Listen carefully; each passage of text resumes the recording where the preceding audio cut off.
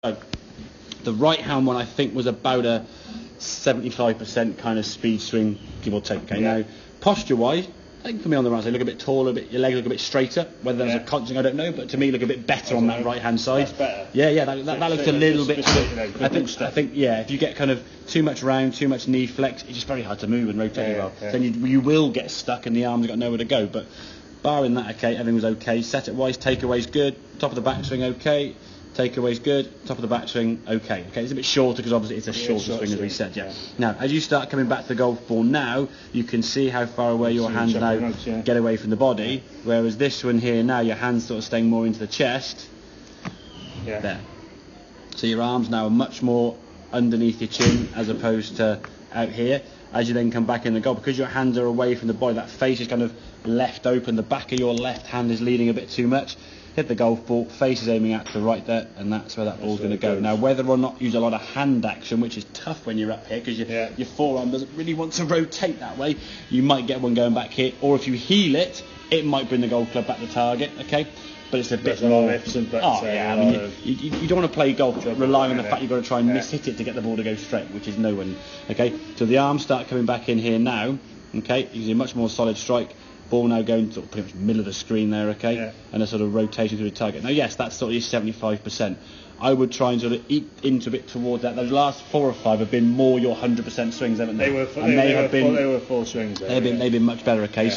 If you come on in at some practice shots, okay? If you fight me, say, okay, I'll hit 5 50%ers, 5 75%ers, and go to 100. And then if you get to 100, if you get 4 or 5, you would think, I'm happy with that. And keep at that speed. If it's like 2 out of 5, go okay, back to 75% and just try and rework on that. And again, it's the hand action we're trying to practice from here to here. Just that impact position here now. Get the arms and club working together. We don't want any of this motion here with the arms going away from the body. The further away they get from the body, the harder it is to control them. And if you've got to try and rely on control. Do it well with the irons. I just didn't feel that it's a different feel. It certainly is. I said because the club's shorter, it's more natural when you swing from here now.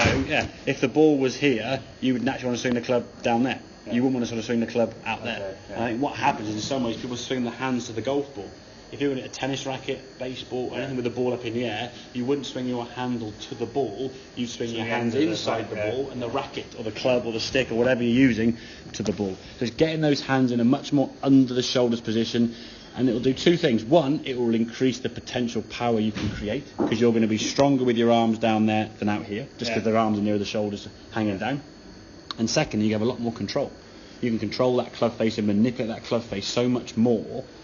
You can then actually do what... Yeah, exactly. So if you do get a little bit out of sync with your swing, which will happen from day to day, you'll have more control to be able to adjust the club face as you need to. Whereas when it's out here somewhere, it's just like just waffling. Well, when it's out there, I don't know what I'm doing. Exactly. No, it's just like exactly. And you only know when the ball's been hit, and you go, oh, that went left. And then what will probably happen is if you're playing golf and the first one goes out there, the next one will go that way, and then it's on the third tee thinking, oh, where did I go now?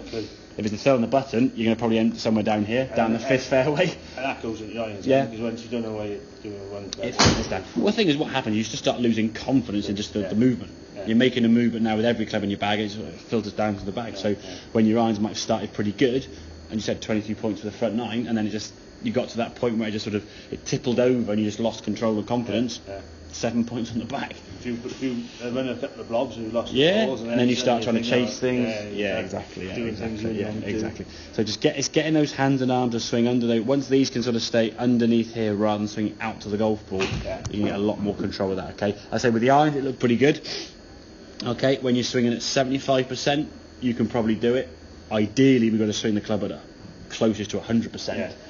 There's no point just tapping a driver 150. It's at 700. Exactly. We want your driver to get out to 220, 230 like your last, to 222 your last, and 251 was your furthest. So what I should have done last week was put the driver in the bag and just. I think definitely 100%. I mean, if you've got 22 points and you're playing in the eclectic or a competition or whatever you're playing with the boys, if there are some days you're going to wake up and you're going to play golf and it's not there for whatever reason, where you just got up on the wrong side or whatever it may be. So the challenge then as a golfer is, okay, how well can I score? Sometimes I play golf and the swing just click, click, click, and it feels like I can't do anything wrong with it. Left to right, right to left, high, low, I got the ball in a bit of strength. Other days you're like, where the hell's it going to go? So then you've got to think, okay, right, if I can't even drive that, exactly, you need that contingency plan. I played some of my I wouldn't say my lowest round, but some of my more satisfying rounds when I played the first 4 or 5 holes and thought, okay, this driver's going all over the place. I'll drop down to 3-wood or hybrid and hit hybrid and 3-wood on holes I would normally hit driver, but no, I'm not swinging the club well enough. Get it in play to make my second shot a little bit longer, but at least give me a second shot. I lost not a reload off the tee, or out of bounds off the tee. Yeah, exactly. Yeah. You can't really score anything. Exactly. And the thing is, if you're in drive off a tee because you think you should do, and then you're hitting the ball out of bounds, your third shot now is from the tee. Yeah. You could have hit 7-9, 7-9, 300 yards total, 2 150s give or take, and you're 50 yards from the green. Your third shot's a 50-yard shot or a 350-yard shot. Got a chance of a par. You could exactly. Worst case, make bogey. Exactly. Yeah. So if you feel the driver has gone a bit, it's not behaving today, don't keep banging it against the brick wall and try and just. I'm going to keep going and keep persevering. Just stick it in the bag. Go down the 3-wood. On the front because you want to go on the front. Yeah. We just managed to get away with a few things probably because there's a few lucky breaks. Exactly. Yeah. But if you felt that happening on the front, man, you've got 22 points. I'm playing well here. On 10, just hit a hybrid down there. Then hit a second shot down by the bell, pitch it on, make a 5. Walk off the 10 with a 5. Not too bad. Up the 11. Really good drive. It's not easy for you to hit. Is it? Exactly. And the thing is, unless you get it over that hill and down the bottom, and you're playing like a short string. Would you want it? Are you going to guarantee from 200-ish yards on top of that hill, hitting that and holding the green? We can go in the bump, then you're only going exactly. We can get there. Distance-wise, we can get there, but you're playing from potentially a ball above your feet lie or a downhill lie, over water potentially with a butt. It's just a tough shot. Yeah. So I mean, in some ways, hit hybrid down there to guarantee some sort of fairway being hit. Then a 7-9 down to the bell, and then wedge it on. The 10th is an easy par 5. Yeah. And if 99% of golfers played that as an easy par 5, like that, you've got a chance of. You would probably still make it. Yeah, exactly. Yeah. If you said, okay, the next 10 games you play that 10th hole, you had a 10-footer for a 4 every time, you probably score maybe a couple of 4s and the rest 5s. You would never go into a big number, double bogey or more. But if you try and play as a par 4, you might have a couple of birdie putts or the odd par putt, but there'll be a few double bogey putts and triple bogey putts because you'd on splash, out of bounds, reload, lost ball. So over the course of 10, 12, 15 games, you'll be more consistently lower than maybe one game get a par or a birdie, but then the other game get an 8 or a 9. Yeah. So just look at the long run. It's a bit of course. Exactly. Okay, make sense, Anya? Yeah. Perfect.